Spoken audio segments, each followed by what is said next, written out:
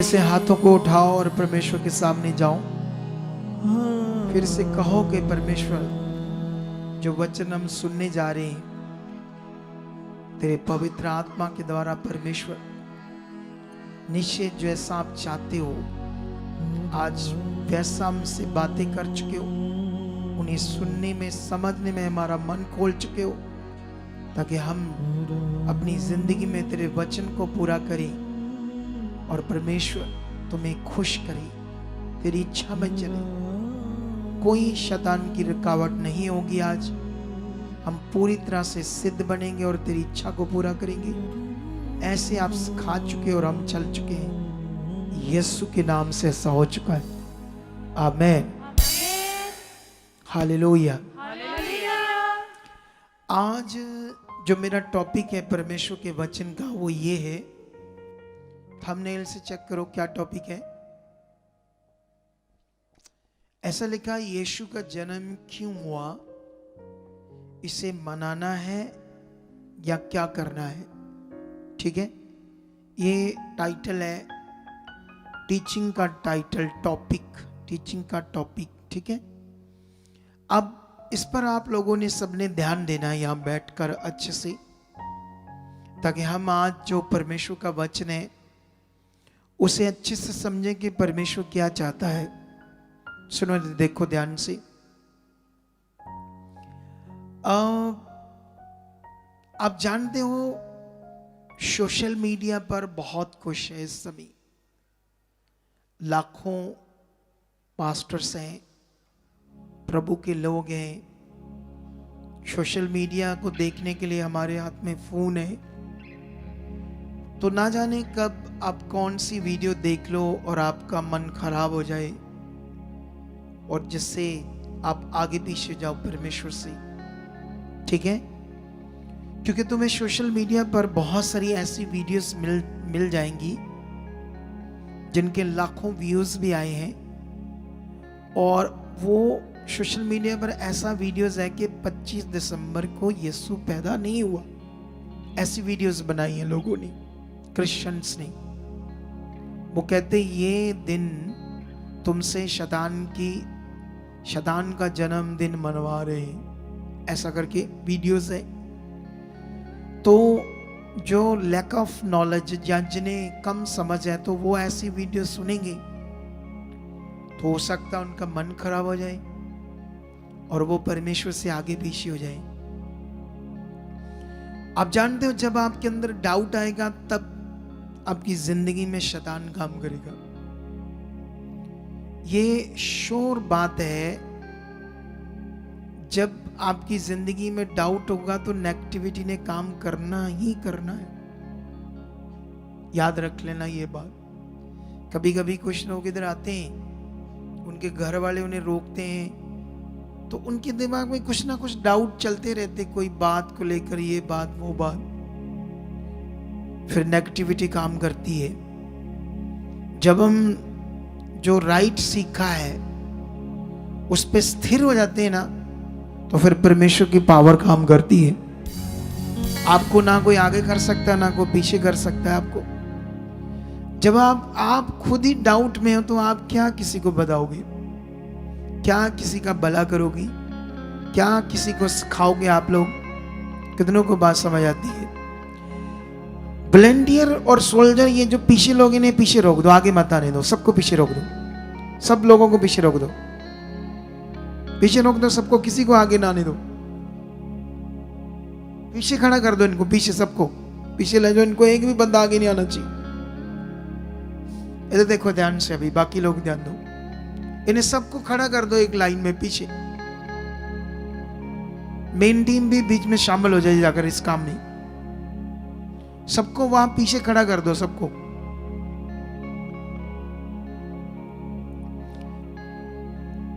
हाँ, अभी देखो, इधर देखो ध्यान से। ठीक है, ये खुदा का पवित्र भवन है। इसमें आने वाली दुनिया या तो डिसिप्लिन होगी, तो या फिर रूढ़ी पर जाकर रूढ़ी वाला जीवन जिएगी। दो बातें होंगी यहां। कितनी बातें होंगी यहां? या तो रूढ़ी खूढ़ी जीवन जिएंगे, या राजाओं की जिंदगी जिएंगे। इस चर्च में आने वाले लोग ये जो रूढ़ी दिमाग बंदे हैं ना, ये मुझे पसंद नहीं है। क्या ऐसे लोलों की तरह तुरे आ रहे हैं, कोई परवाह नहीं, कोई दिमाग में नहीं कौन खड़ा है और कौन वचन दे रहा है।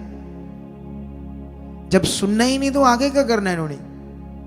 पीछे खड़े करके रखो इनको, और पीछे कर दो, थोड़ा सा और पीछे ले जाओ, वहीं खड़े रखो। जब तक मैं खड़ा रहूं ये भी आज खड़े रहेंगे मेरे साथ वहीं। इनको बैठने भी नहीं देना नीचे आज तुम लोगों ने। पीछे ले जाओ एक जगह पर, और पीछे ले जाओ, खड़े रखो इन सबको। इधर देखो, मेरी तरफ ध्यान दो। अब आपने सुनना है, क्या सुनना है यहां पर? मैं ये बात कर रहा था, अपनी मेन टीम कहां है? बच्चे टीम कहां है? जैसे मेन बंदे कहां है? वो लव कहां है?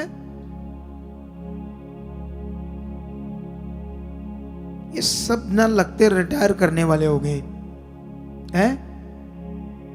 समझ नहीं आता इनको। 2 मिनट में ये खुद ही जाकर पता नहीं कहां बैठ जाते हैं। शर्म आनी चाहिए इनको।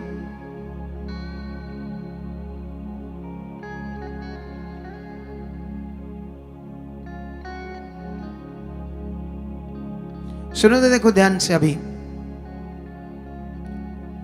क्योंकि जब तक किसी भी अदारे में, किसी भी इंस्टीट्यूट में, कॉलेज में, स्कूल्स में प्रिंसिपल, वहां का स्टाफ डिसिप्लिन और स्ट्रिक्ट नहीं है तो वहां कभी अच्छी पढ़ाई नहीं हो सकती। याद रखना, वहां के बच्चे कभी क्यों लोग। मैंने एक पोस्ट देखी, अडानी का स्कूल। अडानी सुना ना? अडानी जानते कितनी फीस है उसकी महीने की? 12 लाख बच्चों की। सोच कर देखो क्या होगा वो स्कूल, कैसा अनुशासन होगी, कैसे एजुकेशन होगी। मैं वो बता रहे थे कि इतने बच्चे हैं, लगभग उस पूरे स्कूल में 6000 बच्चा है और 2000 टीचर हैं। सोच कर देखो कैसा, क्या वहां कर रहे होंगे। इसे बोलते हैं डिसिप्लिन, इसे बोलते हैं सिस्टम। सिस्टम दुनिया का सबसे पावरफुल विषय होता है। ये रूढ़ी तूड़ी जिंदगी, रूढ़ी गूढ़ी दिमाग, कुछ ये गोवा है, गोवा, गोबर लाइफ और गोबर सोच। इसे इंसानों की जिंदगी कभी अच्छी नहीं हो सकती। अच्छी जिंदगी के लिए समझना होगा, खड़े रखो। मैंने कहा खड़े रखो। एक तो ये सुनते नहीं हमारे बंदे। हाँ, ये तो देखो ध्यान से अभी। तो अब यहां पर क्या करना हमने, अगर हमारी जिंदगी में खुद डाउट है तो हम कभी भी किसी का जीवन, खुद भी अपना जीवन अच्छा नहीं जी पाएंगे और लोगों का भी नहीं जी पाएंगे। और इस समय दुनिया में जो शैतान है, शैतान उसका काम ही है आपके अंदर डाउट पैदा करना। उसका काम ही है, जब आपका काम नहीं हो रहा होता ना, जैसे वो लड़का जो प्रेयर कराने आया, घर जाकर उसकी फिर दर्द हुई तो उसने कहा ले तेरे यीशु ने तो मुझे ठीक नहीं किया। पहले ही उसका अच्छा विश्वास नहीं था, पता नहीं कैसे उसकी मम्मी उसके मना के उसे यहाँ लेकर आई होगी। लेकिन वो कौन सा अच्छा दिल रखता था? तो नेगेटिविटी तो ऑलरेडी काम करने के लिए रेडी है। नेगेटिविटी का ऑलरेडी काम है मनुष्यों को कंटिन्यू डाइवर्ट करना, लगातार अनडिसिप्लिन रखना आपके जीवन में। ये जो बंदे हैं, ये अनडिसिप्लिन सिस्टम वाले, इनको ये नहीं पता मैं कौन हूं, और मैं अगर मैं खड़ा हूं तो आप कौन हो, तो आपके अंदर कैसा सिस्टम चाहिए। ये अनुशासन मेरे में तब थे जब मैं छोटा था। तुम तो बड़े हो, अपने बच्चों को कहते ये करो वे करो, पहले खुद करो फिर बच्चों को समझाना। खुद बच्चों को कहते हैं ऐसा ना करो वैसा ना करो, खुद तो तुम पूरे आगे पीछे गोबर जैसे दिमाग रख रहे हो तो तुम बच्चों को कह ही नहीं सकते। एक पास्टर अगर सही से खुद नहीं चलता तो वो कलीसिया को भी नहीं कह सकता तुम ये करो वो करो। सबसे पहले उसे सही करना पड़ेगा, उसे अपनी जिंदगी में अनुशासन लाना पड़ेगा। कितनों को बात समझ आ रही है? मेरे सामने तो तुम एक दिन हो, उसके बाद तो तुमने यहां से चले आना, 6 दिन अपने घर होना, क्या करना क्या नहीं करना, कितना तुम्हारे ऊपर असर है मेरी टीचिंग का, या कितना तुम्हारी दिमाग हमारे ऊपर अगुआ है, ये तो पता नहीं मुझे। लेकिन मेरे सामने ऐसा करोगे तो मैं तो नहीं ऐसा करने दूंगा तुम्हें। मैं ऐसा जानू। कितनों को बात समझ आ रही? मैं तो डिसिप्लिन रखने वाला इंसान हूं। समझ आया नहीं समझ आया? तो यहां आज शिक्षा क्या है? यीशु का जो जन्म है क्यों हुआ, इसे मनाना चाहिए या ना मनाना चाहिए, ये मेरा टॉपिक है। तुम्हें सोशल मीडिया पर बहुत सारी वीडियोस मिलेंगी जिन्होंने बाइबल के अंदर से प्रूफ दे देकर बातें की है। यहूदियों का जो कैलेंडर होता था उसका प्रूफ देकर के उस मंथ में क्या थी, क्योंकि बाइबल में उस समय बीच बीच में पढ़ोगे तो टाइमिंग लिखी है। टाइमिंग कैसे लिखी है? जब लूका में पढ़ोगे 2 अध्याय में 2 का में भी 46 ऐसा कुछ वचन है, तो वहां पर लिखा एक स्वर्गदूत जिब्राइल स्वर्गदूत कहां भेजा गया ना, कौन से एरिया में भेजा गया, थोड़ा भूल गया मैं ही, अभी मैं पढ़कर सुनाता हूं तुम्हें, ठीक है? स्किप कर गया थोड़ा सा माइंड में।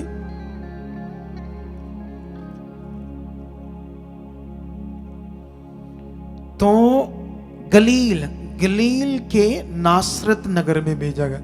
नासरत तो मेरे दिमाग में आ रहा था, साथ में गलील नहीं आ रहा था, ठीक है? इधर देखो ध्यान से। तो ये ऊपर पढ़ो कैसे लिखा, 6वें महीने में। ये जो उनके मंथ थे इससे समझ आती थी टाइमिंग उस समय, ठीक है?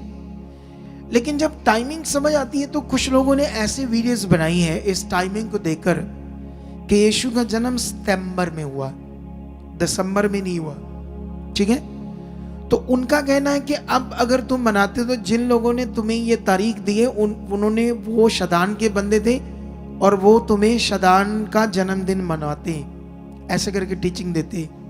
लेकिन अभी तुम ये बताओ, जब तुमने ये वीडियो नहीं सुनी ऐसी वाली, या ये बात नहीं सुनी, तुमने सिर्फ यीशु के जन्म को सुना के वो 25 दिसंबर में पूरी दुनिया में उसका मनाया जाता है, तो तुम जो यीशु का जन्म मनाते हो उसमें तुम्हारे दिमाग में शैतान नाम की कोई चीज है?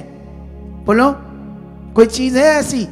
या तुम्हारी जो भाव है, जो तुम्हारा फेथ है यीशु के साथ 25 दिसंबर को मनाना, उसमें कोई दुष्ट के साथ कोई कनेक्शन है? नहीं है ना?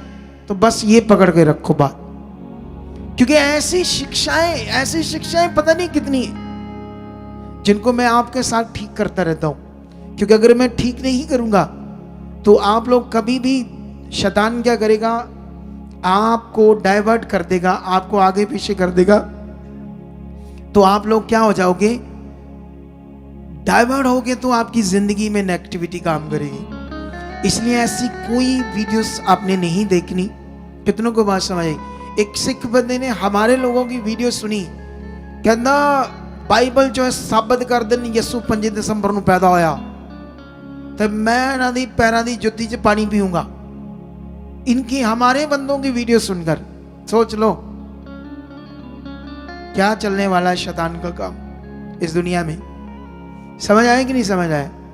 अब वो उसका कहना था कि हमारे पंजाब में अभी वो चल रही है जो 10वें गुरु के जो बच्चे थे उनकी शहादतें, शहीदियों का टाइम है हमारे गुरुओं का, शोक का टाइम है, ठीक है? लेकिन उनके हजारों लोग वीडियो बना रहे कि तुम्हारे शोक का टाइम है, लेकिन तुम उनको नहीं रोक सकते। एक बड़े अच्छे लिखे पढ़े लिखे ने वीडियोस बनाई, उसने कहा इस हिसाब से तो जो उस समय यंग हुआ था, युद्ध हुआ था मुगलों और सिखों के बीच में, वो तो सालों चला था युद्ध। कैसे चला था? तो सालों चला था, तो उस हिसाब से तो हर रोज कुर्बानी, हर महीने 12 महीनों में कोई ऐसा दिन नहीं है जब कुर्बानी नहीं हुई। तो फिर तुम हर दिन शोक मनाओ, 12 महीने मनाओ, तुम कैसे उन्हें रोक सकते हो दूसरी कम्युनिटी के लोग को? कितनों को बात समझ आई? उसने ये बात समझाई। उसने कहा फिर जब तुम्हारे आते हैं गुरुपुरब, ऐसे बर्थडे आते गुरुओं के, वो भी ना मनाओ, क्योंकि उस हिसाब से तो हर दिन हर महीने तुम्हारी प्रॉब्लम थी। समझ आया या नहीं समझ आया? तो ये इसके पीछे होता है षड्यंत्र, इसके पीछे होती है राजनीति। जो धर्म के ठेकेदार होते हैं ना, राजनीतिक बंदे, वो ऐसी चालें खेलते हैं और जनता को लड़वाते मरवाते हैं आपस में, और अपने काम अपनी सत्ता की रोटी सेकते, और भोले भाले लोग धर्म के चक्कर में एक दूसरे से लड़ जाते हैं। कितनों को बात समझ आती है? ऐसे लोगों से बचना हमने। लेकिन अब मैं तुम्हें समझाता हूं आज ये वचन, ताकि तुम्हें ये समझ आए कि 600 साल पहले सिख धर्म के कुछ गुरु स्टार्ट हुए, नानक जी लगभग, फिर उनसे आगे आगे बढ़ते गए।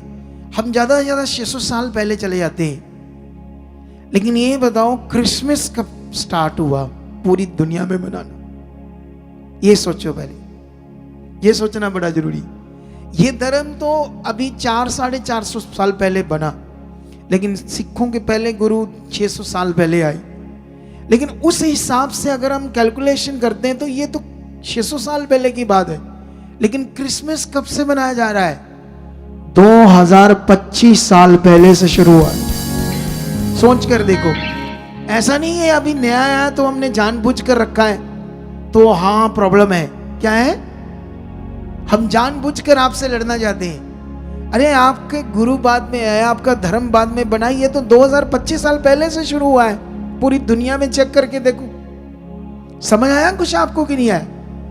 अगर ऐसे 2-4 फटीचर उठकर सेवक लोग ये जो वीडियो बनाते हैं, अब मुझे याद है कि मेरा जो जन्म हुआ है, मेरे भाई को भेज दिया स्कूल में दाखिला कराना मेरा, ठीक है?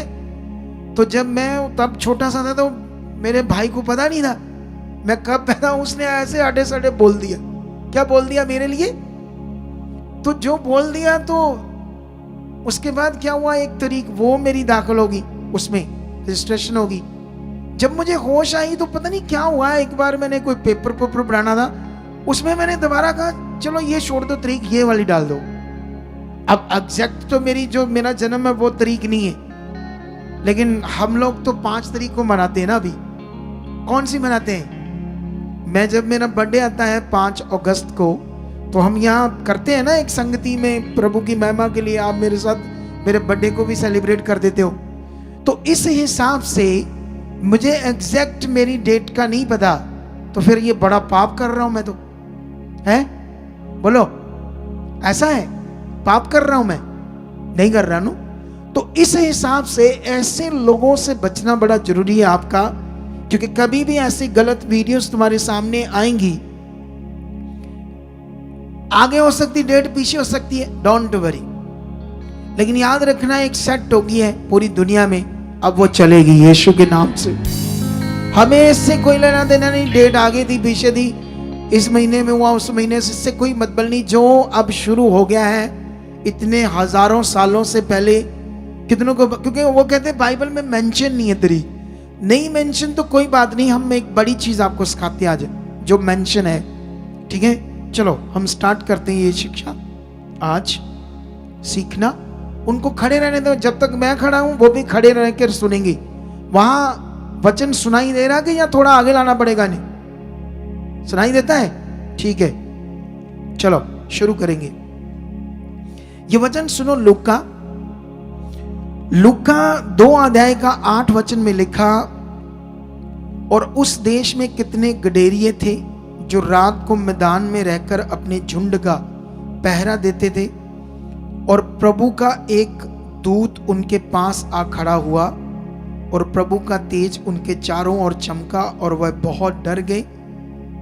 तब स्वर्गदूत ने उनसे कहा, मत डरो, क्योंकि देखो मैं तुम्हें बड़े आनंद का सुसमाचार सुनाता हूं, जो सब लोगों के लिए होगा, कि आज दाऊद के नगर में तुम्हारे लिए एक उद्धारकर्ता जन्मा है, और यही मसीह प्रभु है। यीशु मसीह के बारे में स्वर्गदूत उतरते हैं स्वर्ग से, और लोगों को जाकर क्या बता रहे? जो खेतों में वो भेड़ बकरियां चराने वाले गडेरिये हैं, उनको जाकर बातें बता रहे हैं, दाऊद नगर में आज तुम्हारे लिए मसीह यीशु पैदा हुआ है, जो तुम्हारे लिए बहुत बड़े आनंद का समाचार है। स्वर्गदूत भी उसके जन्म की खुशखबरी बांट रहे। अगर ऐसा मेंशन नहीं है कि स्पेसिकली भी ऐसा करके कोई लाइन नहीं कि जन्मदिन मनाओ, लेकिन यहां तो हमें समझ आता है कि नहीं आता है, वचन तो समझ आता है कि नहीं आता है। ऐसे लोगों से बचना हमने। कोई उठकर बोलता अन्य भाषा शैतान की भाषा है, रा ला ला सा बा रा रा सा बा बा, क्या बोलते हो ये, इसका तो कोई मीनिंग नहीं है। कितनों को बात समझ आता है? तो आप लोगों का जो राइट काम है उस पर आपने फोकस बनाना है। अभी और आगे पढ़ते हैं क्या लिखा है। और 12 में लिखा है, इसका तुम्हारे लिए ये पता है कि तुम एक बालक को कपड़े में लिपटा हुआ और चरनी में पड़ा पाओगे। तब एकाएक उस स्वर्गदूत के साथ स्वर्गदूतों का दल परमेश्वर की स्तुति करते हुए ये कहते दिखाई दिया। सोच लो, बहुत बड़ा दल नीचे आया स्वर्गदूतों का जब यीशु का जन्म हुआ।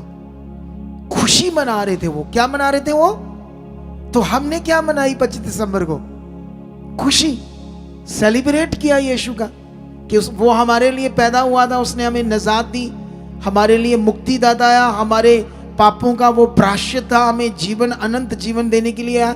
तो हम उसके लिए सेलिब्रेट कर रहे हैं। जैसे ये स्वर्गदूत स्वर्ग से उतर आए और बड़ा दल नीचे उतर आया जब उसका जन्म हुआ। और आगे लिखा, आकाश में परमेश्वर की महिमा और पृथ्वी पर उन मनुष्यों में जिनसे वह प्रसन्न है शांति हो। तुमने परमेश्वर को प्रसन्न करना है तो शांति पानी है या नहीं करना है? अनाज्ञाकारी, ध्यान ना देना, अपने तरीके से जीना, गोबर मिट्टी दिमाग रखना। कुछ लोग इतने अजीब होते हैं। मैं प्रचार शुरू करने वाला होता हूं, बाहर नहीं जा रहे थे, तुरे जा रहे थे, पता नहीं कहां से उल्लू इधर परमेश्वर ने भेज दिए मेरे पास। आज मैं डांट रहा हूं तुम लोगों को। ये कौन सी बुद्धि लेकर पैदा हुई दुनिया में? इनको ये भी नहीं समझ में वचन शुरू कर रहे हो बाहर को जा रहे, फिर आ रहे ढिजक ढिजक के अंदर। कितनी बड़ी चीज है ये परमेश्वर का वचन, कितना बड़ा वैल्यू है इसकी। समझ आया कि नहीं समझ आया? वचन में तो लिखा है नीचों तुष्यों को उसने चुन लिया, लेकिन ऐसे भी नीच तुष्य नहीं रहना कि हमेशा ही मैंने नीच तुष्य ही रहना है। उसने ये बताया, मैंने उन्हें चुना है जो दुनिया में कुछ है ही नहीं, ताकि उन्हें तैयार करूं। तो तैयार होने के लिए, तैयार तो होने के लिए ध्यान देना पड़ेगा, तभी तुम दुनिया को बताओगे कि मैं कुछ भी नहीं था। आज देखो मेरे पास क्या है। तुम गवाही देखो, मैं अनपढ़ था, लेकिन आज देखो मेरा कारोबार कैसा है, आज देखो मेरी कोठी कैसे है। वो बंदा जिसकी मैं गवाही दे रहा था, मुझे पहले मिला था वो, तब उसने मुझे कहा था मैं 6-7 क्लासें पढ़ा हूं। मैं भी वो अब बड़ी पोस्ट पर, इसीलिए 10 बोल दिया उसने सबके सामने, मैं 10 पढ़ा हूं, क्योंकि बड़ी पोस्ट पे है ना, तो वो पोस्ट में पढ़ा लिखा बंदा होना चाहिए। लेकिन वो सच्ची नहीं इतना पढ़ा लिखा, उसको बस पंजाबी भी आती है, थोड़ी बहुत ही पढ़ दी, इंग्लिश नहीं आती। लेकिन क्यों इतना बड़ा अफसर बन गया वो? क्योंकि उसकी एक खासियत है, वो खुदा पर बिलीव करता है और बहुत चीजों में बड़ा परमेश्वर के साथ सही चीजें करता है। कितनों को बात समझ आती है? तभी तो परमेश्वर बरकत देता है। ऐसे कैसे बरकत आती? एक आम बंदा दिहाड़ीदार आज एक क्रिश्चियन बोर्ड पर चेयरमैन की पोस्ट पर है, 1.5 करोड़ की उसने गाड़ी ली, 3-4 गाड़ियां उसकी अपनी और है पहले से ही, कितनी कोठियां प्लाट से, कितनी जायदाद है। क्यों परमेश्वर ने इतना दिया? बोलो, क्या तुम्हें नहीं देना चाहता हूं? लेकिन कैसा मन चाहिए ये लेने के लिए? कैसा तुम आदर कर रहे हो? अरे अगुआ खड़ा हो तो उसके सामने तो ऐसे डर भय रहना चाहिए कि वो खड़े हैं तो हम क्या कर रहे हैं। ये सुधरने वाले हमारे बंदे, क्योंकि इनके अंदर कोई सिस्टम नहीं है, बस ये प्रॉब्लम इनकी है। देखो लोग आ रहे जा रहे, ए दगलोते,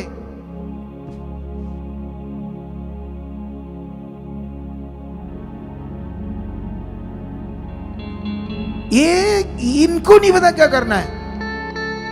जैसे लोग तुम्हें पता नहीं परमेश्वर का वचन शुरू है, ये कब कुछ बोलते ही नहीं, रहते हैं ये लोग। इनके जो ऊपर बंदे ना वो बड़े आगे पीछे हैं, उनको बड़ी जरूरत है, क्योंकि ये ऊपर वाले बंदों का काम होता है, जैसे मैंने खींच कर रखा होता है सबको, एक सिस्टम होता है, सिस्टम में रहना पड़ता है, तभी हम दुनिया में कुछ बड़े बनते। आप जानते हो जो बड़ी यूनिवर्सिटी होती है, एक पता नहीं स्पेन का कोई यूनिवर्सिटी कॉलेज है, वहां से 4 साल बंदा बाहर ही नहीं आता, पता नहीं कितने करोड़ लेते हैं वो पैसा, 4 साल तक उसके अंदर ही रहना पड़ेगा, कोई बार फैमिली नहीं, फोन से बस बात कराएंगे हफ्ते में एक बार फैमिली से, कोई दोस्त नहीं, कोई सिस्टम नहीं। तो जब उससे बाहर आते ना निकल कर बंदे, तो फिर बड़े तगड़े बंदे, बड़े ऊपर के लेवल के बंदे, कोई जहाजों का इंजीनियर बन रहा है, कोई पता नहीं कितना साइंटिस्ट बनते वहां, क्या क्या बनते वहां। ऐसे नटंगी जीवन से थोड़ी कुछ होना है, उसल पुसल अल्लाह चला हो गया बस, ये कोई लाइफ थोड़ी है ये जैसे ये करते हैं हम लोग। अगले क्यों करोड़ों रुपए लेकर 4 साल उसके अंदर रखते हैं? तुम कहोगे ये तो जेल है, जेल नहीं है, वो आपकी तैयारी है, वहां असल वाली तैयारी। लोग करोड़ों रुपए देके उस यूनिवर्सिटी में अपने बच्चों को तैयार कराते हैं कुछ दुनिया में बड़ा। समझ आया कि नहीं समझ आया? तो यहां पर भी जब आप अपने शरीर को मारकर डिसिप्लिन में रहोगे, तभी तुम्हारी जिंदगी बढ़िया और राइट होगी। हालेलुया। लेकिन यहां पर हम और आगे बढ़ेंगे। 15 में लिखा, जब स्वर्गदूत उनके पास से स्वर्ग को चले गए, तो गडेरियों ने आपस में कहा, आओ हम बैतलहम जाकर ये बात जो हुई है और जिसे प्रभु ने हमें बताया है देखें। और उन्होंने तुरंत जाकर मरियम और यूसुफ को और चरनी में उस बालक को पड़ा हुआ देखा। इन्हें देखकर उन्होंने इस बात को जो इस बालक के विषय में उनसे कही गई थी प्रकट की। और जब सुनने वालों ने उन बातों से जो गडेरियों ने उनसे कही आश्चर्य किया, परंतु मरियम ये सब बातें अपने मन में रखकर सोचती रही। और गडेरियों ने जैसा उनसे कहा गया था वैसे ही सब सुनकर और देखकर परमेश्वर की महिमा और स्तुति करते हुए लौटे। ये मैं सारा चैप्टर तुम्हें इसलिए पढ़ा दिया ताकि तुम्हें ये समझ आ जाए कि ऐसे लोगों की वीडियो से बचना है जो फालतू वीडियो बनाते और अपने लोगों में गड़बड़ करते, और तुम्हें अलर्ट रहना है तुम क्या सुनते हो सोशल मीडिया पर। ऐसे नहीं कुछ भी सुनना, कुछ भी सुनने से तुम्हारी जिंदगी में तुम डाइवर्ट हो सकते हो, नेगेटिविटी तुम्हारी जिंदगी में काम कर सकती है और तुम्हारी जिंदगी में हालात आ सकते हैं, प्रॉब्लम्स आ सकती है, क्योंकि होना ही है। जब डाउट आना है तो दुष्ट ने काम करना है, बीमारियां हालात मुश्किल फिर आएंगे। हम मेहनत कर रहे हैं आपके ऊपर लगातार ताकि आपकी जिंदगी को निखारें, आपकी जिंदगी तैयार हो जबरदस्त रीति से, आप अपने घरों में शांति से जी पाओ। बीमारियां, हालात, रोग, तकलीफें जिसके लिए यीशु मसीह हमारे लिए पृथ्वी पर आए, इसीलिए वो आए ताकि जो पाप का जीवन था हमारा, जो करप्ट जीवन था, ये जो नमूना तुम देखते हो उसी का हिस्सा चल रहा। अभी ये सिद्ध नहीं हो पा रहे, अभी ये परमेश्वर को दर्जा नहीं दे पा रहे, उस तरह से परमेश्वर की बात को पकड़ नहीं पा रहे जिस तरह खुदा ने चुना है। कितनों को बात समझ आती है? जब तक ये पकड़ेंगे नहीं, जब तक ये समझेंगे नहीं परमेश्वर क्या बात कर रहा है, मुझे क्या करना है, आज मैंने क्या सीखा है, क्या अनुशासन मेरी जिंदगी में होना चाहिए, इन बातों को सब आपने पकड़ना है। तो मैंने अभी आपको यीशु के जन्म की बात सिखा दी, तारीख को छोड़ दो, आप साइड पे कर दो। हम तो कोई तारीख हो इससे हमें कोई लेना देना नहीं, लेकिन जो तारीख सेट होगी पूरे वर्ल्ड इसे सेलिब्रेट कर रहा है। किसी की कोई फालतू की वीडियो तुम्हारा मन क्या ना कर दे, खराब ना कर दे। कितनों को बात समझ आती है? एक मैं और वचन आपको पढ़ाना चाहता हूं जल्दी जल्दी, ताकि मैं इससे भी तुम्हें एक चीज समझा सकूं। ये भी यीशु के जन्म की बात है, ठीक है?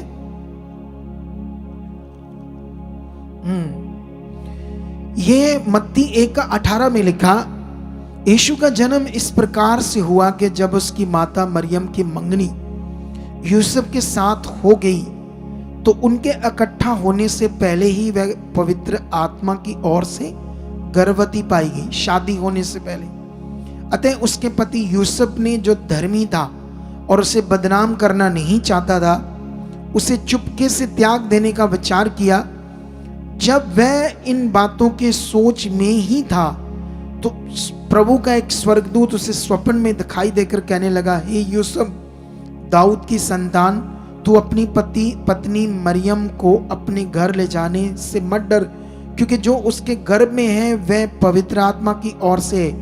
वह पुत्र जन्मेगी और तू उसका नाम यीशु रखना, क्योंकि वह अपने लोगों का उनके पापों से उद्धार कराएगा। हालेलुया। यीशु का जन्म की बात हमने सीख ली बाइबल से, लेकिन यीशु का जन्म होने का मतलब था बड़ा गहरा। ये दुनिया में जो गलत जिंदगी जी रही दुनिया पाप की, ये मौत है, मौत। ये इतना गहरा विषय है, इसको समझना पड़ेगा। ये जितनी लोगों के घरों में लड़ाई, क्लेश, झगड़े, प्रॉब्लम है, ये पाप है। पाप का जीवन, खून में पाप है। ये मनुष्य पृथ्वी पर जो पैदा होता अपनी मां के गर्भ से, पैदा होते ही वो एक श्रापित पैदा होता है। पैदा होते ही श्रापित पैदा होता है। देखो हमारा देश है भारत, ठीक है। अभी भारत देश, इसको मैं कंप्लीट करता हूं, लेकिन बीच में एक चीज लेकर आता हूं। मोदी साहब को, पूरे देश में इतनी वीडियोस आपको मिलेंगी। मॉल्स के बाहर जो लोग डेकोरेशन करते हैं, मॉल्स के बाद, वो इसलिए करते हैं ताकि कोई फेस्टिवल में उनकी जो वो सेल होती 3-4 गुना बढ़ जाती है, तो इसलिए वो हर फेस्टिवल को मनाते हैं मॉल्स वाले। लेकिन हिंदू तभी हैं, जो भी ये ऐसे बोल सकते हैं उनको, जो फटीचर लोग, गुंडागर्दी, गुंडे, हिंदू के नाम पर गुंडे, पूरे देश में उन्होंने तोड़फोड़ की, संडा क्लोज की। वो जिन्होंने वर्दियां डाली उन्हें मारा, चर्चेस में गए, चर्चेस को तोड़ा फोड़ा, उनकी डेकोरेशन खराब कर दी, और वहां जाकर हनुमान चालीसा पढ़ा चर्चेस के अंदर, ठीक है। ऐसा सब कुछ किया। हजारों वीडियो तुम्हें मिलेगी सोशल मीडिया पर, और इंटरनेशनल लेवल पर पूरी इंसल्ट हो रही है हमारे देश की, जो दुनिया का सबसे बड़ा धर्म, दुनिया का सबसे बड़ा फेस्टिवल की तरह लोग मनाते हैं इसे।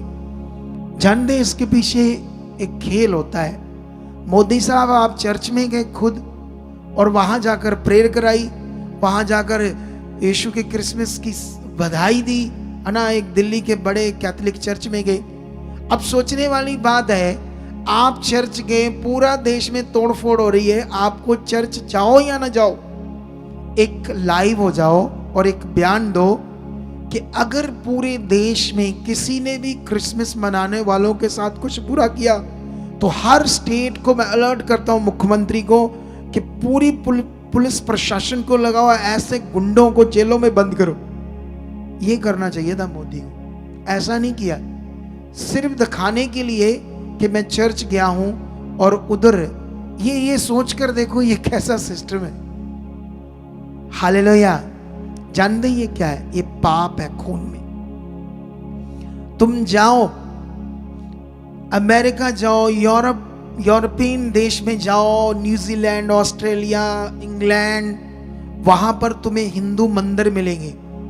जब इनके फेस्टिवल होंगे वहां तुम्हें मनाते मिलेंगे। क्या उन देशों में कभी क्रिश्चियंस लोग, यहां मेजॉरिटी है, उन्होंने कहा तुम हमारे देश में ये क्या कर रहे हो? क्या कभी सुना आपने कि किसी हिंदू मंदिर को या ऐसे क्रिश्चियंस लोगों ने कुछ कहा है? भाई उनका कहना कि आपका ये विश्वास है। क्या है आपका? हम तो जानते हैं, हम सच्चाई क्या जानते हैं, लेकिन आपके विश्वास में हम नहीं कर सकते। जब परमेश्वर की मर्जी होगी तो आपको भी चुनेगा। कितनों को बात समझ आती है? लेकिन इतनी गुंडागर्दी की समझ आई कि नहीं समझ आई? इसे कहते हैं पाप। मनुष्य के अंदर पापी है मनुष्य। क्या करना पैसा दुनिया ने इतना। नेताओं को देखो कितना काला धन है उनके पास, क्या करना पैसा। क्या वो पैसा उन्हें बचाएगा?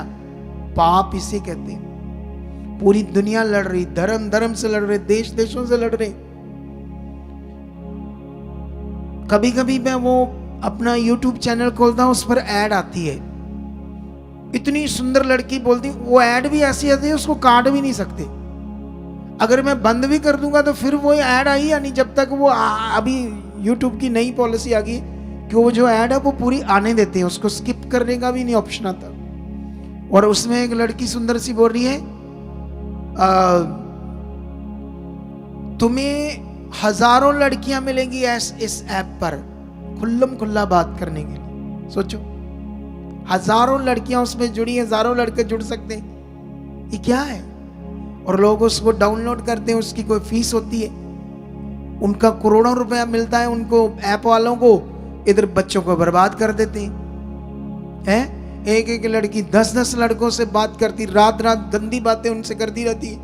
ये क्या बढ़ रहा है दुनिया में, ये क्या चल रहा है दुनिया में। ऐसा तो तुम सोच भी नहीं सकते। अभी तो हम प्रभु में है ना, तो हम प्रभु में होने के कारण इन चीजों से दूर है। दुनिया में जाओ, सोच से भी परे हो रहा सब कुछ। जो यीशु में नहीं है ना, तुम सोच भी नहीं सकते कितना खतरनाक हो रहा है, कितना खतरनाक तरीके से लोग पाप में बढ़ रहे। और लेकिन उन्हें अच्छा लगता है, उन्हें मजा आता है उन चीजों में, क्योंकि वो गुलाम है पाप की। वो मृत्यु में उन्हें मृत्यु से कोई छुड़ा नहीं सकता। बाइबल में लिखा है, एक जगत के द्वारा मनुष्य में पाप आया और पाप के द्वारा मृत्यु आई, और एक मनुष्य के द्वारा इस दुनिया में क्या आया? मोक्ष आया, यीशु के द्वारा। याद रखना, तुम्हें यह समझना होगा बड़े अच्छे तरीके से। अगर तुमने एक दिन सेलिब्रेट किया यीशु को और बाकी दिन फिर तुम नॉर्मल हो, जैसे मान लो भीड़ों की भीड़ आई, आज भी वो चाहिए भीड़। कितनों को बात समझ आती? अब वो नॉर्मल है, अब 31 दिसंबर में फिर भीड़ आ जाएगी और उसके बाद वाली संगति में नॉर्मल हो जाएंगे। कितनों को बात समझ आती? अगर आप सिर्फ किसी एक दिन को मनाते हो और बाकी दिन नॉर्मल हो जाते हो, तो फिर ऐसे दिन का भी मनाने का कोई फायदा नहीं है। कितनों को बात समझ आती है? तो मेरे कहने का मतलब ये है कि यीशु के आने का पर्पस क्या था? वो पर्पस था हमारे लिए अनंत जीवन, हमारे लिए डिलीवरेंस। यीशु मसीह हमारे लिए उद्धार बन के आया, छुटकारा बन के आया। इसके लिए जो छुटकारा बन के आया, सारी सजा उसकी बॉडी पर आनी थी, सारी तकलीफ उसने लेनी थी और उसने ली, ताकि हमें क्या मिले? आराम। इसीलिए बाइबल में लिखा, हे बोझ के नीचे दबे हुए लोगों, मेरे पास आओ, मैं तुम्हें क्या दूंगा? आराम दूंगा। अभी ये जो हम गवाहियां सुनते हैं, जो इतने काम सुनते हैं, अब मैंने भविष्यवाणी की, जानते कौन सी? 25 दिसंबर को एक भविष्यवाणी की थी, जो 31 को उसकी गवाहियां देनी है हमने। कितने को पता कौन सी भविष्यवाणी है? किस किस को पता है? पीछे वाले 10-20 इकट्ठा बोलो, कौन सी भविष्यवाणी? ऊंचा बोलो, पीछे वाले बहने।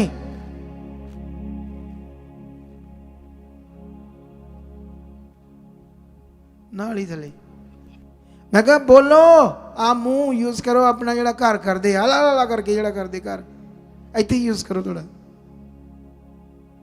है। पीछे से आवाज ऊंची बुलंद करो। कौन सी भविष्यवाणी है? अगर आवाज ही नहीं है तो वो वचन कैसे तुम्हारी जिंदगी में पूरा होगा? मैंने पहली बार ये भविष्यवाणी की कि तुम्हारे अकाउंट में पैसे आएंगे, 31 को गवाही दोगे तुम। मैंने पहली बार ये भविष्यवाणी की, क्योंकि मैं कोई ऐसी बात नहीं करता जब तक मुझे आत्मा में नहीं आती। अब इस पर विश्वास जो करेंगे वो देख लेंगे काम। ये तेरी भविष्यवाणी है, खुदा तूने अपने दास के मुंह से बोला है, ये वचन मेरी जिंदगी में पूरा हो चुका। अब विश्वास कर रहे हो, क्योंकि बाइबल में लिखा जब भविष्यवाणी होती है तो प्रेरित पॉल ने तिमोथियस को कहा, जो तेरे विखे में भविष्यवाणी हुई उसके लिए विश्वास की अच्छी कुश्ती लड़। मतलब विश्वास की अच्छी कुश्ती लड़, उसके लिए विश्वास में बना रहे जो भविष्यवाणी तेरे लिए हुई। अगर तू बना नहीं रहेगा तो वो भविष्यवाणी तेरे जीवन में पूरी नहीं होगी। कितनों को बात समझ आ रही है? तो इस बात को पकड़ो आप स्ट्रांगली। वो ताकतवर खुदा है, वो कुछ भी कर सकता है।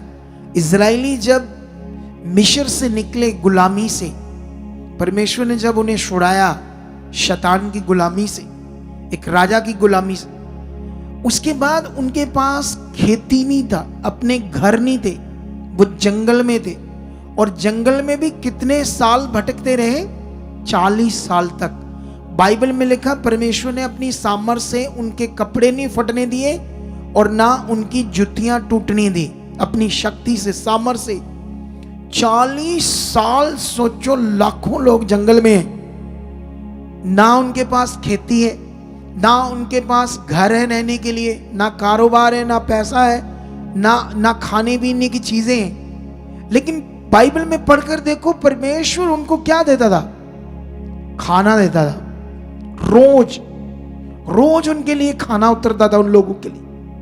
वो कितना शक्तिशाली है।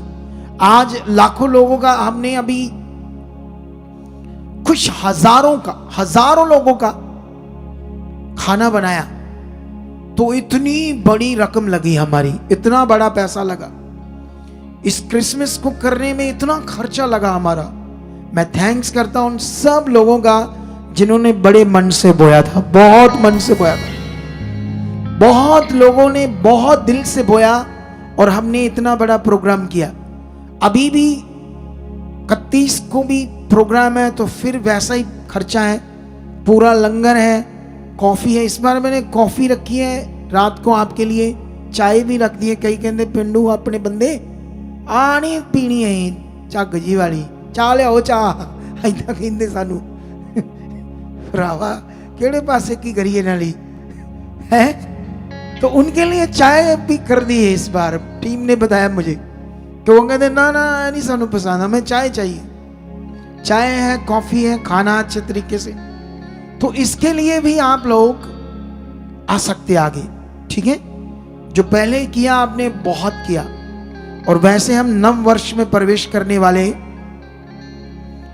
और ये आज की डांट संभाल कर रखना अपनी जिंदगी में। क्या रखना अपनी जिंदगी में? बाइबल में लिखा बुद्धि धर्मी को डांट, वो और बुद्धिमान बन जाएगा। मूर्ख को ना डांट, वो तो झगड़ा करेगा, कुड़कुड़ करेगा मूर्ख। अब मुझे नहीं पता कौन मूर्ख था कौन अच्छे मन था, मतलब मैंने डांट दिया जो मुझे आत्मा में आया बस। क्योंकि जब डिसिप्लिन खराब होगा तो मैं तो बोलता हूं, कोई भी मेरे सामने हो, क्योंकि वो उस पर ध्यान देना चाहिए, अपनी ड्यूटी में खड़े रहना चाहिए। समझ आया कि नहीं समझ आया? लेकिन अब हमने क्या करना है यहां पर? अब परमेश्वर ने उनको खाना दिया तो वो क्या, अगर उसने मेरे मन में लगाया तो वो आपके अकाउंट में पैसा नहीं दे सकता? देखना गवाहियां आएगी 31 को,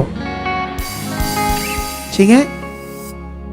अब उन सब के लिए आएंगे जिनका मन अच्छा है या जिनको जरूरत है, परमेश्वर जानता है इन्हें जरूरत है, उनको परमेश्वर देगा।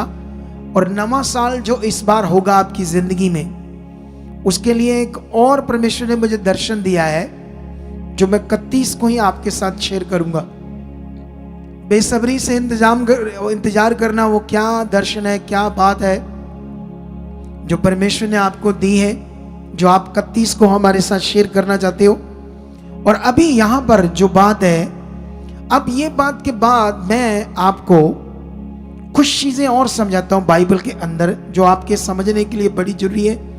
कि खाली यीशु का जन्मदिन मनाना एक दिन और फिर नॉर्मल हो जाना कोई फायदा नहीं। जब तक तुम्हें सही से नहीं पता उसके जन्म को सेलिब्रेट करना क्यों करना, उसका जन्म हुआ क्यों, उसका तुम्हारे जीवन से क्या संबंध है, यीशु के जन्म का, यीशु के प्रोसेस का, तुम्हें यीशु में तुम्हारा विश्वास करने का, तुम्हारे जीवन में वो सब बातों का लिंक क्या है, उनका मीनिंग क्या है, उनका मतलब क्या है तुम्हारे जीवन में, ये सब चीजों पर तुम्हें क्या देना पड़ेगा, ध्यान देना पड़ेगा।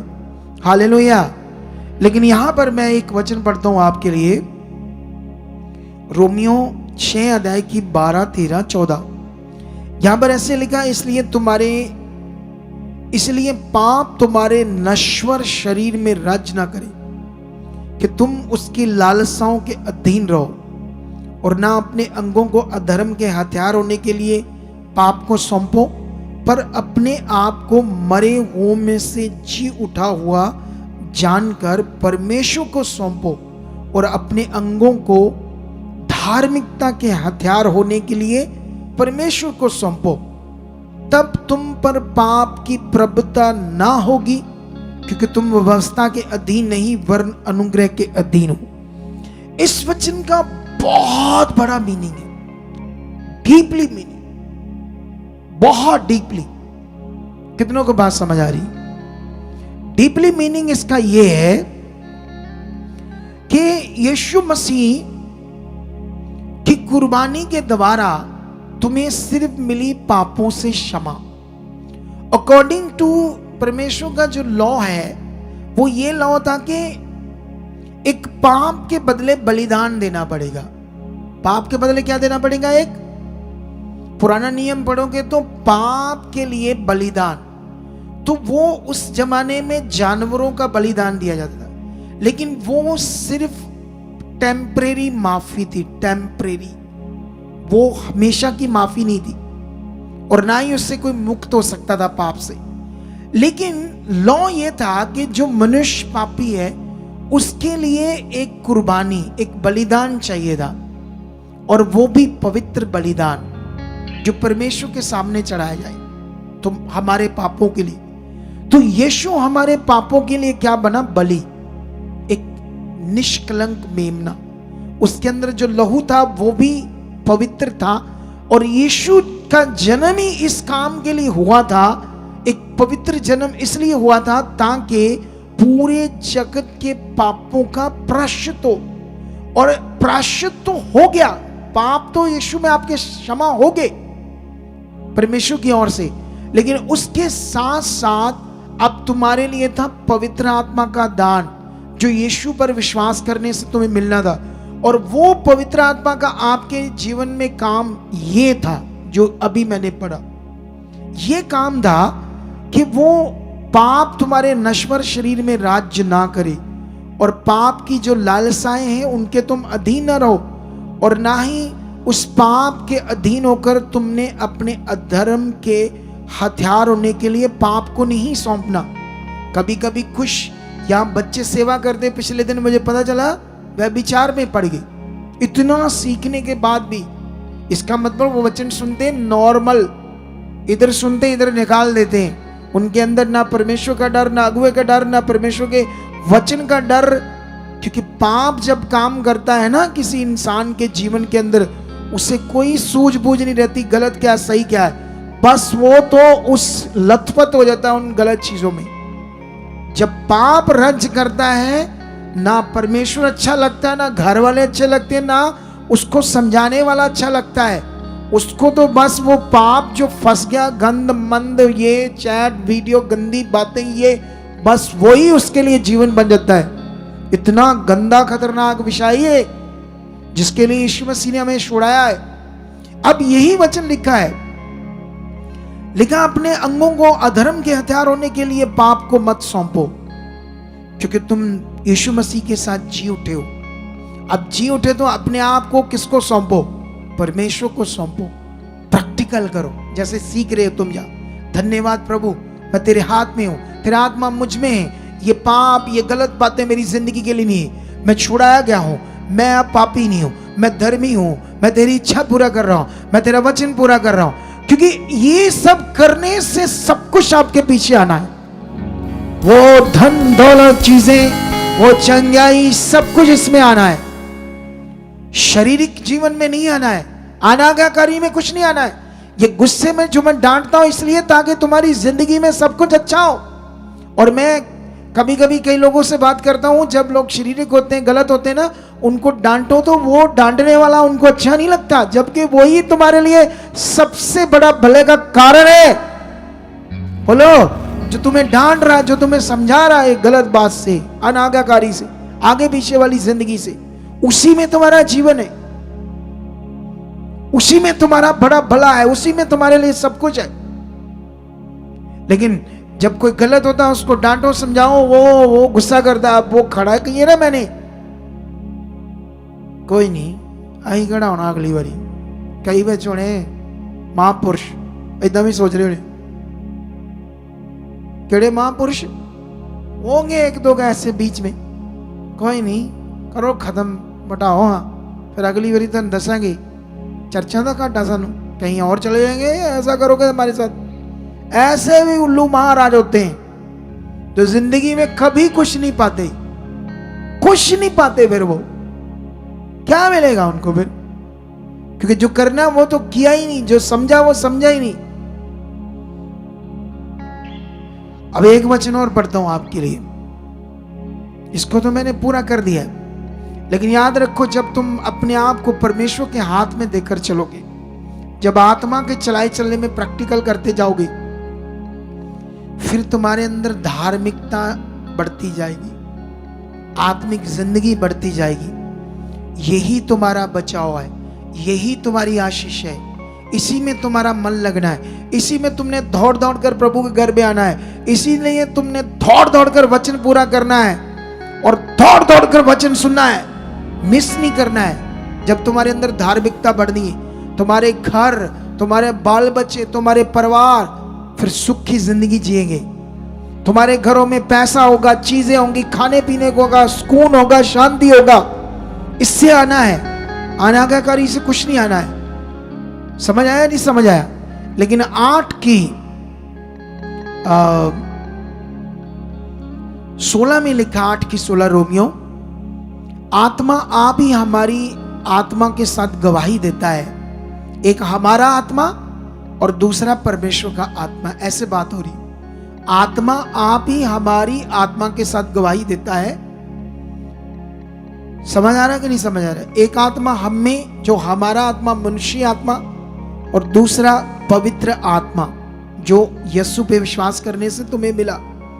इसी आत्मा ने तुम्हें राइट करना है जब तुम इसके साथ प्रैक्टिकल करोगे। और बाइबल में लिखा, गवाही देता है कि हम परमेश्वर की संतान है। अब तुम कौन हो यीशु में? यीशु के बड़े काम के द्वारा, यीशु के जन्म के द्वारा इस पृथ्वी पर आने के कारण अब तुम परमेश्वर की संतान हो।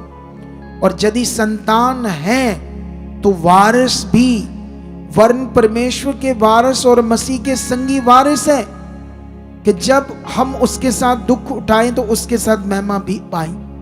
अब ध्यान दो, बाइबल में वारिस किसको कहते हैं? वारिस, वारिस समझते हो? जैसे मान लो मेरा कोई प्लाट है, मेरी कोई जायदाद है, तो मेरे बच्चे उसके क्या है? वारिस, उसको कहते हैं वारिस। और बाइबल में तुम्हारे लिए कितना बड़ा लिखा है, कितना बड़ा लिखा है कि आत्मा गवाही दे रहा है हमारी आत्मा के साथ कि अब तुम परमेश्वर की संतान हो। और जब संतान हो तो फिर वारिस भी हो, और परमेश्वर के वारिस और मसीह के संगी वारिस। अब यीशु मसीह का काम क्या था पृथ्वी के ऊपर? बोलो, पाप को खत्म करना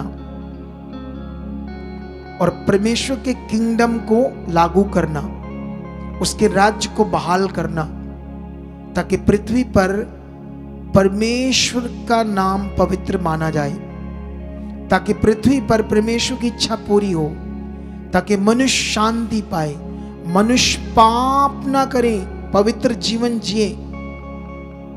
और जो वो करने आया उसके साथ हम अब वारिस है। क्या है हम? यीशु के पास सारा अधिकार था हर चीज का। तो अगर हम संतान, तो हमारे पास भी अधिकार है, हमें भी ये यूज करना है। हमें भी इन बातों को अपनी जिंदगी में वारिस समझना। हमने ऐसे नहीं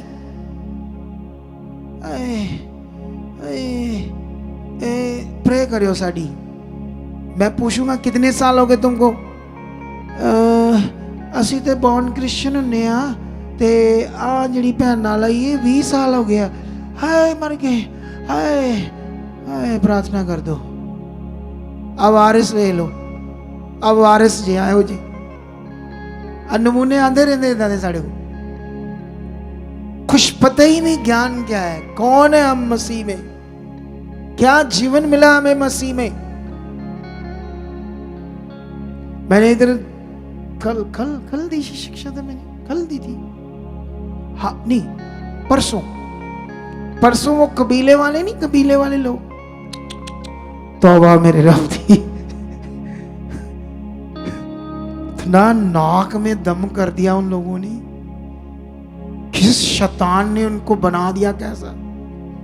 यही मिनिस्ट्री है जिन्होंने उनको बर्दाश्त कर लिया, सोच नहीं सकते। उन्हीं के लिए मैं आया था शिक्षा देने उनको।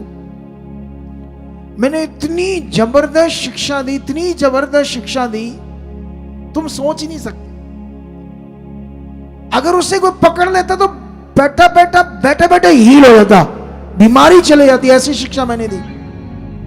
मैं जैसे शिक्षा देकर जा रहा, अग्रिल से आए बाबा बाबा बाबा, हाय मैं क्या ये की हो रहा, ये क्या लोग हैं बेचारे।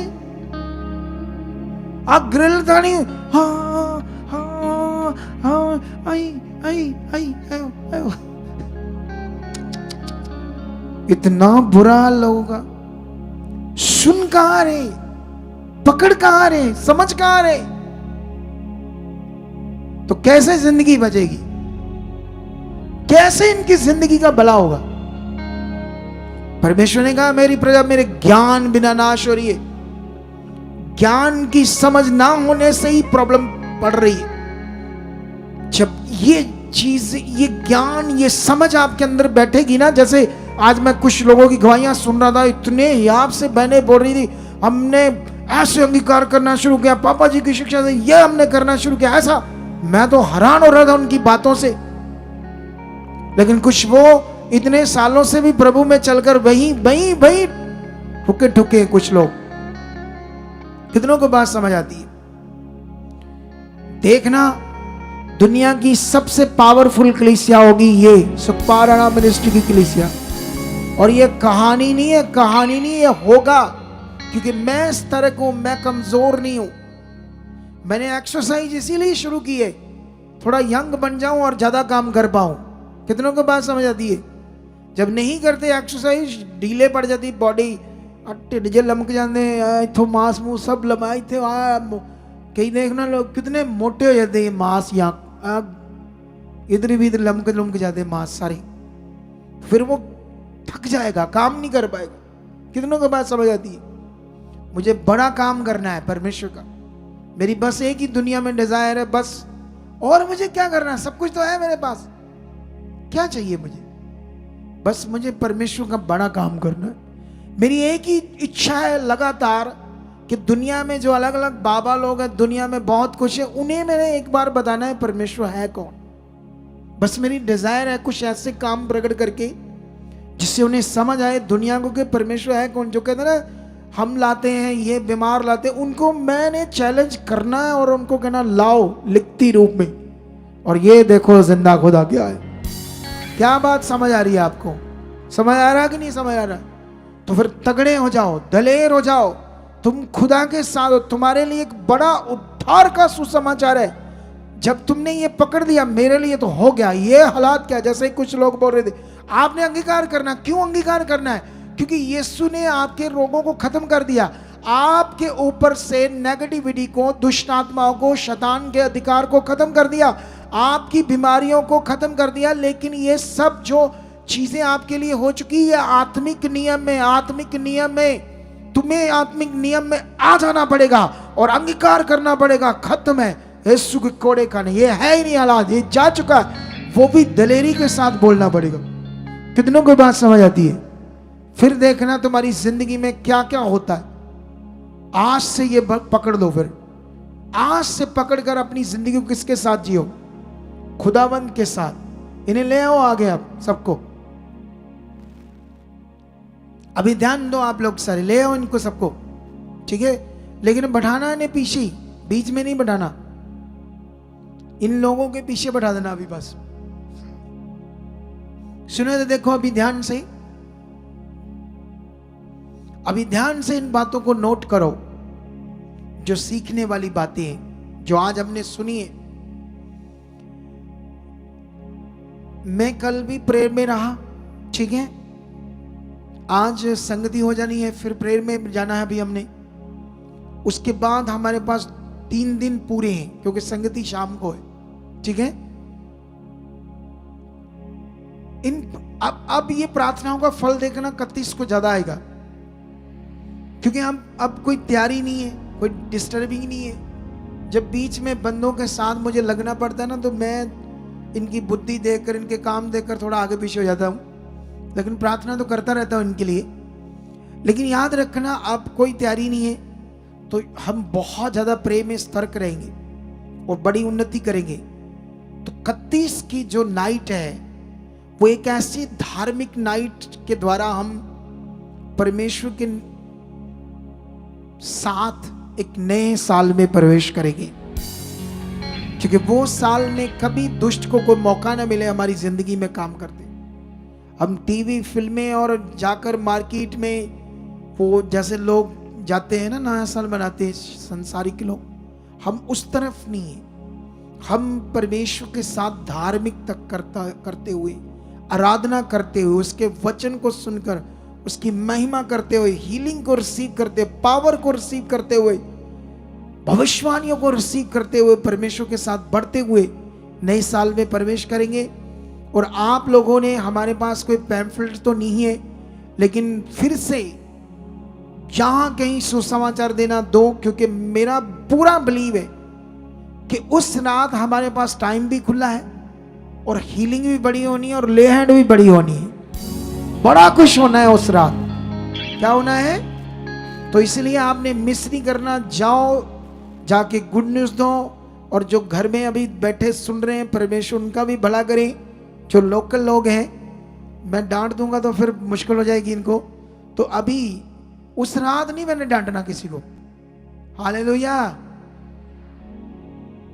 मैं प्रे करूंगा कि मैं ना डांटूं, ताकि तुम खुशी खुशी से नए साल में प्रवेश करो और फिर अगला साल पूरा बिना डांट के हो तुम्हारा।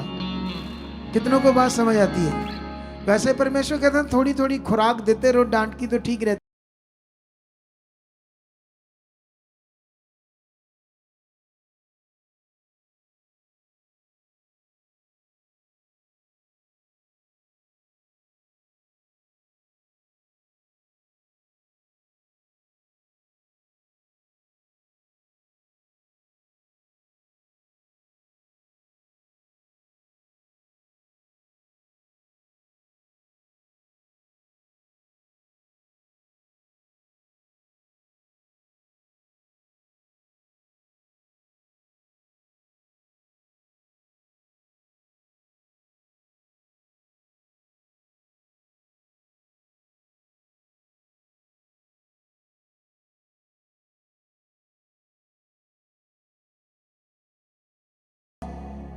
यहां रहना पड़ेगा, हम बंद कर देंगे कपड़ों से 4 चफेरा। इतने लोगों के बीच में रात गर्मी नहीं लगेगी, ठंड नहीं लगेगी, सॉरी गर्मी लगेगी, गर्मी। पूरा नाचेंगे प्रभु के लिए, खूब आत्मा से भरेंगे और जबरदस्त परमेश्वर की इच्छा में बढ़ते जाएंगे। तो मेरा विश्वास है कि आज की मीटिंग का फल तुम्हारी जिंदगी में आ चुका है, और जितने पॉइंट तुम्हें समझाएंगे उन सब का फल तुम्हारी जिंदगी में आ चुका है। इन वचनों को दोबारा सुनना है। मैंने एक साइंस की वीडियो देखी, उसमें बड़ी अच्छी बातें दी। मैंने उसे 4 बार सुना, 4 बार आधे घंटे की वीडियो थी। 4 बार के बाद भी अभी भी कुछ बातें मेरे दिमाग में बैठ नहीं रही। सोचो, अगुआ ऐसे करता है कोई बात को लेकर, तो तुम इतनी बड़ी टीचिंग जो है वो साइंस की नहीं, वो कोई और चीज है। मुझे जरूरत है आपको समझाने के लिए, लेकिन ये तो जीवन की टीचिंग है। तुम्हें कितनी बार अपने अंदर सेट करनी चाहिए सुनकर। सोचो। और जिस दिन तुमने ऐसा करना शुरू कर दिया, फिर तुम नॉर्मल नहीं रहोगे, फिर देखना तुम्हारी जिंदगी कितनी खास होगी। तो मैं बिलीव करता हूं परमेश्वर तुम्हारे साथ है। 31 की नाइट को अब हम मिलेंगे दोबारा, एक बड़ी मीटिंग के साथ, एक बड़ी ब्लेसिंग के साथ, एक बड़ी पावर के साथ, एक बड़ी डिलीवरेंस और हीलिंग के साथ, एक बड़े छुटकारे के वचन और प्रार्थना के द्वारा और एक बड़ी भविष्यवाणियों की पावर के द्वारा मिलेंगे हम। और ये आप चाहे 2 बजे आ जाओ, 3 बजे आ जाओ, लंगर 4 बजे स्टार्ट हो जाएगा शाम।